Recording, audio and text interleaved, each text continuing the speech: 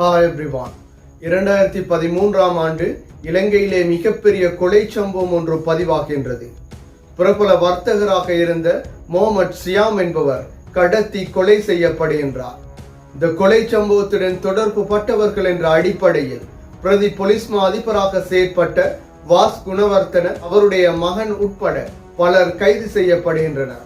இந்த விசாரணைகள் பல வருடங்களாக நடைபெற்ற நிலையில் மேல் நீதிமன்றத்திலே இவர்களில் 5 மரண தண்டனை வழங்கி தீர்ப்பு வழங்கப்படுகின்றது.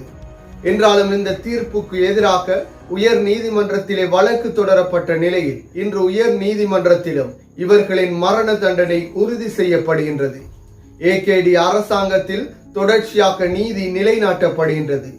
இது தொடர்பாக பார்ப்பதற்கு முன்னர் தனியொருமை யூடியூப் சேனலை சப்ஸ்கிரைப் செய்யாதவர்கள் சப்ஸ்கிரைப் செய்து உங்கள் ஆதரவை வழங்குங்கள்.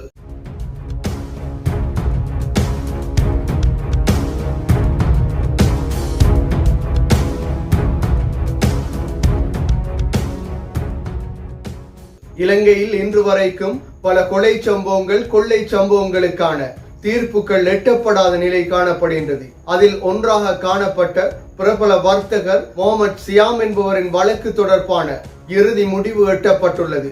என்றாலும் இதுவரைக்கும் முடிவுகள் எட்டப்படாத பல வழக்குகள் காணப்படுகின்றது. வசீம் தாஜுதீன் போன்றவர்களின் கொலை சம்பவங்கள் தொடர்பான முடிவுகள் இன்னும் எட்டப்படவில்லை. என்றாலும் அனுரகுமார திசாநாயக்கவின் அரசாங்கம் ஆட்சிக்கு வந்ததும் கூறிய மிக முக்கியமான விடயம், பல கொலை சம்பவங்கள் கொள்ளை சம்பவங்கள் முக்கியமான குற்றவாளிகள் இந்த அரசாங்கத்திலே அடையாளப்படுத்தப்பட்டு அவர்களுக்கான தண்டனைகள் வழங்கப்படும் என கூறியிருந்தனர். அதற்கு அமைய பிரபல வர்த்தகராக காணப்பட்ட முகமது சியாமை கடத்தி கொலை செய்யப்பட்ட வழக்கின் முடிவுகள் இன்று அறிவிக்கப்பட்டது.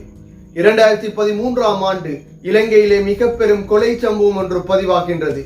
பிரபல வர்த்தகரான பம்பலப்பிட்டி பிரதேசத்தை சேர்ந்த முகமது சியாம் என்பவர் கடத்தி கொலை செய்யப்படுகின்றார்.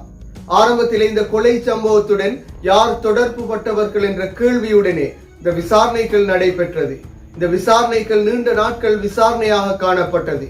அதற்கான மிக முக்கியமான காரணம், இந்த கொலை சம்பவத்தின் பிரதான சூத்திரதாரியாகவும் கொலையாளியாகவும் அடையாளப்படுத்தப்பட்டவர் பிரதி போலீஸ் மா அதிபராக செயற்பட்ட வாஸ் குணவர்த்தன அடையாளப்படுத்தப்பட்டிருந்தார். அதே போன்று அவருடைய மகன் ரவீந்திர குணவர்த்தன, அதே போன்று இவர்கள் உட்பட 5 அடையாளப்படுத்தப்பட்டிருந்தனர். பலர் இந்த கொலை குற்றச்சாட்டுடன் தொடர்பு பட்டவர்களாக இருந்தாலும் இந்த 5 பிரதான சந்தேக நபர்களாக அடையாளப்படுத்தப்பட்டு இன்று மேல் நீதிமன்றம் வழங்கிய தீர்ப்பை உயர் நீதிமன்றம் உறுதிப்படுத்தியுள்ளது. மேல் நீதிமன்றத்திலே இவர்களுக்கு மரண தண்டனை வழங்கப்பட்ட நிலையில் உயர் நீதிமன்றத்திலே இவர்கள் மேன்முறையீடு செய்திருந்தனர். என்றாலும் இந்த மேன்முறையீட்டிலே இவர்களுக்கான தண்டனை உறுதி செய்யப்பட்டு மரண தண்டனை தீர்ப்பு வழங்கப்பட்டுள்ளது. எனவே இவ்வாறு இலங்கையில் பல கொலை சம்பவங்கள், அதிலும் மிக முக்கியமாக ராஜபக்ச காலங்களிலே இடம்பெற்றுள்ளது. வெள்ளை வேன் ஊடாக கடத்தப்பட்டமையும் கொலை செய்யப்பட்டமையும் பல சம்பவங்கள் காணப்படுகின்றது. வசீம் தாஜுதீன், முகமது சியாம் என பலருடைய கொலை சம்பவங்கள் இவ்வாறான நிலையிலே இடம்பெற்றுள்ளது. அதே போன்று இன்று முன்னாள் அமைச்சர் ராஜித சேனாரத்ன குறிப்பிடும் பொழுது வெள்ளை வேனிலே கடத்தப்பட்டவர்களின் உடற்பாகங்கள் முதலைகளுக்கு உணவாக வழங்கப்பட்டதாகவும் கூறியிருந்தார்.